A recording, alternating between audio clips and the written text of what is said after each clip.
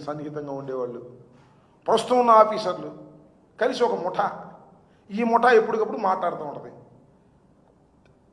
నేరస్తులను కాపాడే కార్యక్రమం, వైఎస్ఆర్సీపీ నాయకుల మీద కేసులు పెట్టే కార్యక్రమం, బెయిల్ లేకుండా మళ్ళీ కొత్తగా కేసు ఏం పెట్టాలి, ఏ సెక్షన్ పెట్టాలి, ఇదే పనిలో ఉంది తప్ప లా అండ్ ఆర్డర్ను కాపాడాలనేటువంటి ఉద్దేశంతో రాష్ట్ర ప్రభుత్వంలో ఉన్నటువంటి పోలీస్ యంత్రాంగం లేదనే విషయం పాపం పవన్ కళ్యాణ్ గారికి తెలీదో లేక తెలిసి కూడా సర్దుకుని ఉంటున్నాడో నాకు తెలియదు.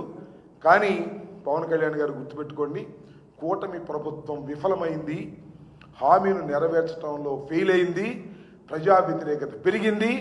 ఆ వ్యతిరేకతలో ఎవడైనా కొట్టుకుపోయే పరిస్థితి వస్తుంది. జాగ్రత్తగా ఉండండి, లేకపోతే మీ కర్మ.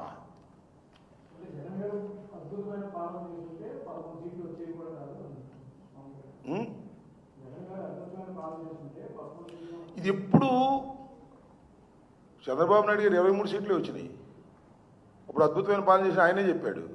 నేను చెప్పదలుచుకుంది ఏంటంటే, జగన్మోహన్ రెడ్డి గారికి కేవలం 11 సీట్లు మాత్రమే వచ్చాయి.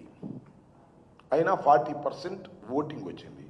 కానీ సీట్లు మాత్రం 40% రాలేదు. ఇది ఇండియన్ డెమోక్రసీలో ఉన్నటువంటి ఇబ్బంది.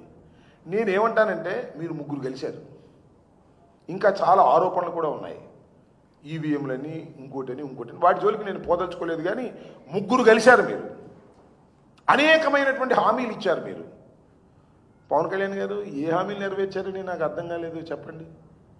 ఉమ్మడి మేనిఫెస్టోని ఇచ్చారు కదా మీరును చంద్రబాబు నాయుడు గారు. ఇవాళ తొలి అడుగుని వెళ్తున్నారు కదా. మా వాళ్ళు కూడా బాబు షూరిటీ మోసం గ్యారంటీ అనే కార్యక్రమం మేము వెళ్తున్నాం. మేము వెళ్తుంది ఏంటో తెలుసా, మీ మేనిఫెస్టోని తీసుకెళ్తున్నాం, మీ ఉమ్మడి మేనిఫెస్టోని ఎంతవరకు చేశారో చూడమని. కాబట్టి